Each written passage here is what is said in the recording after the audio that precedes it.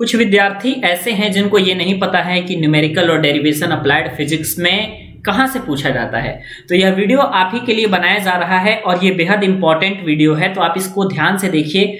वैसे अगर आप बुक को उठाएंगे तो आपको मालूम चलेगा कि हर चैप्टर में कहीं ना कहीं न्यूमेरिकल और डेरिवेशन आपको देखने को मिल रहे होंगे। फॉर्मूला आपको अप्लाइड फिजिक्स के हर चैप्टर में देखने को मिल रहा होगा, लेकिन क्या सभी चीजें पढ़नी है? तो मेरा जवाब है बिल्कुल नहीं। आपको कुछ सेलेक्टेड चीजें पढ़नी है जो आज हम इस वीडियो के माध्यम से आपको बताने जा रहे हैं। न्यूमेरिकल में भी आपको कुछ सेलेक्टेड टॉपिक पढ़ना है और डेरिवेशन में भी आपको कुछ सिलेक्टिव टॉपिक पढ़ना है। तो वो क्या क्या पढ़ना है मैं आपको बता देता हूं, और लास्ट में मैं आपको ये भी बता दूंगा कि सपोज दैट कि आपने अप्लाइड फिजिक्स के पेपर को देखा और उस पेपर को देखने के बाद आपको ये पता चला कि भैया हमसे न्यूमेरिकल नहीं हो पा रहा है, तो उस स्थिति में आपको क्या करना है, कैसे मैनेज करना है, इसके बारे में भी मैं आपको बताऊंगा। ठीक है, तो चलिए वीडियो को स्टार्ट करते हैं। और अगर आप चैनल पे नए हैं भाई तो चैनल को सब्सक्राइब जरूर कर लीजिएगा। सबसे पहली बात हम आते हैं न्यूमेरिकल पे कि न्यूमेरिकल सर सबसे ज्यादा कहां से पूछा जाता है और हमें कौन कौन सी चीजों को न्यूमेरिकल के पॉइंट ऑफ व्यू से तैयार करनी पड़ेगी। ठीक है, मैं सबसे पहले बताऊं कि आपको जो है पहली बात की वीमा ज्ञात करने आनी चाहिए। तो बहुत सिंपल है, तो डायमेंशन ज्ञात करने का आप प्रैक्टिस जरूर कर लीजिएगा। मैक्सिमम जो आपका देखा जाता है न्यूमेरिकल वो आपका वृत्तीय गति से देखा जाता है। तो जब वृत्तीय गति से देखा जाता है, और वृत्तीय गति मैंने पूरा कंप्लीट पढ़ा भी रखा है भाई, तो जब मैंने वृत्तीय गति पूरा कंप्लीट पढ़ा रखा है तो आपको किस बात की देर है? आप वृत्तीय गति पूरा कंप्लीट देखिए भाई, हमारा पढ़ाया हुआ है ना, मैंने बहुत अच्छे से आपको वृत्तीय गति पूरा कंप्लीट पढ़ाया हुआ हर एक टॉपिक।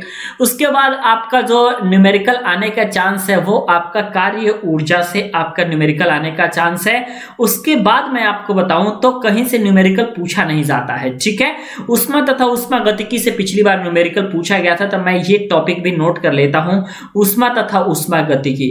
अब अगर आप टोटल देखोगे तो इसमें गिन चुन करके आपके 5 से 10 फॉर्मूले मिलेंगे और इन्हीं फॉर्मूले पे आधारित आपका न्यूमेरिकल आने वाला है। मैक्सिमम चांस आपका ये रहता है कि वृत्तीय गति से आपका पेपर में पूछा जाए। ठीक है, जैसे अभिकेंद्रीय बल ज्ञात करने के लिए, अभिकेंद्रीय त्वरण ज्ञात करने के लिए, या फिर किसी की विमा ज्ञात करने के लिए ऐसे ही पूछा जाता है। पिछली बार ऊष्मागतिकी से पूछ दिया गया था, तो उसमें आपका ऐसा किया गया था कि 5 नंबर का क्वेश्चन था, तो 2 into 5 into में 2 ऐसे क्वेश्चन था आपका।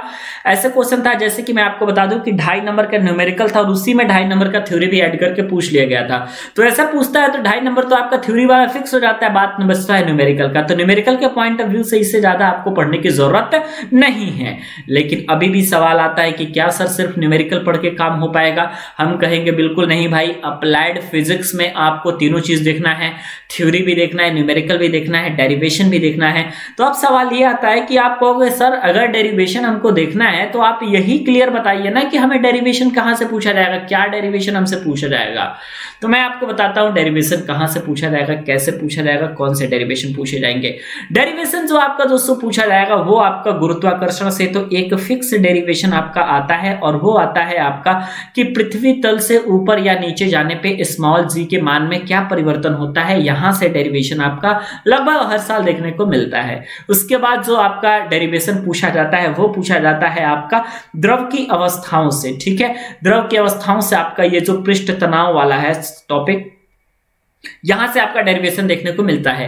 केशिकात्व से आपको डेरिवेशन देखने को मिलता है। ठीक है, केशिकात्व से आपको डेरिवेशन देखने को मिलता है, केशनली से आपको डेरिवेशन देखने को मिलता है, गुरुत्वाकर्षण से डेरिवेशन देखने को मिलता है, अभिकेंद्रीय त्वरण का डेरिवेशन देखने के लिए मिलता है। वैसे तो वास्तव में बताऊं तो अभिकेंद्रीय त्वरण वाला एक थ्योरेटिकल टॉपिक है और पूछा भी जाता है आपका थ्योरेटिकल ही, लेकिन समस्या यह है कि अगर आपको 5 में 5 नंबर थ्योरी में लेना है तो उससे रिलेटेड एक आपका छोटा सा डेरिवेशन भी है, तो वो भी आप जरूर देख लीजिएगा। और स्टार्टिंग के जो आपके चैप्टर हैं, जैसे कि स्टार्टिंग के चैप्टर में जैसे वृत्तीय गति हो गया, तो उसमें आपका 2 डेरिवेशन है, आप इसको गौर फरमाइएगा। एक तो है आपका v = r ओमेगा और एक है आपका a = r अल्फा। ये 2 डेरिवेशन है, इन दोनों डेरिवेशन को आप स्टार मार्क कर लीजिए और इन दोनों डेरिवेशन को आप स्टार मार्क कर लेंगे तो ये भी चीजें आपसे पूछी जाती हैं, इन चीजों को भी आपको इग्नोर नहीं करना है।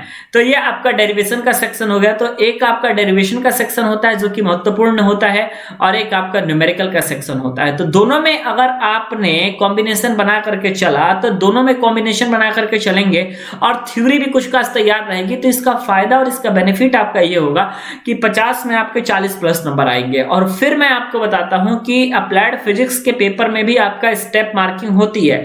तो जब फिजिक्स के पेपर में भी आपकी स्टेप मार्किंग होती है तो फिर सोचना किस बात का, डेरिवेशन करते समय या आप न्यूमेरिकल बनाते समय उन सभी चीजों को आप जरूर लिखें जो कि आपका जैसे कि दिया गया है। ये आपने लिख लिया कि भाई उस न्यूमेरिकल में कौन कौन से टर्म दिए गए हैं, कौन से सूत्र का प्रयोग करके हम उसको बनाएंगे। उसके बाद फाइनल आंसर हमारा गलत भी आ जाता है, फिर भी आप ये देखिएगा कि प्रश्न सही लगभग आपका 4-5 नंबर है का क्वेश्चन है 4-5 नंबर का, तो 2-3 नंबर आपको आसानी से मिल जाएंगे। ये नंबर आपके किस बेसिस पे मिल गए हैं? स्टेप मार्किंग के बेसिस पे। तो आपको ये बात तो बिल्कुल भी नहीं भूलना है कि इस बार जो है, इस बार के आपके पॉलिटेक्निक के सेमेस्टर एग्जाम में स्टेप मार्किंग रहती है। तो आप डायरेक्टली किसी आंसर को लिखने का प्रयास ना करें, ठीक है। डायरेक्टली अगर आप किसी आंसर को लिखते हैं तो कम नंबर मिलेगा, और अगर आप बना करके अपने भाषा में लिखते हैं, इसके अलावा उदाहरण दे करके चीजों को लिखते हैं, तो वहां पे आपके नंबर मिलने के चांसेस ज्यादा रहेंगे। तो आपको इन सभी बातों के बारे में भी ध्यान से देखना है, ध्यान से सोचना है, क्योंकि यह चीजें आपके लिए बहुत जरूरी है। मुझे उम्मीद है आपको ये वीडियो पसंद आई होगी। आपको ये वीडियो पसंद आती है तो वीडियो को लाइक जरूर कीजिएगा।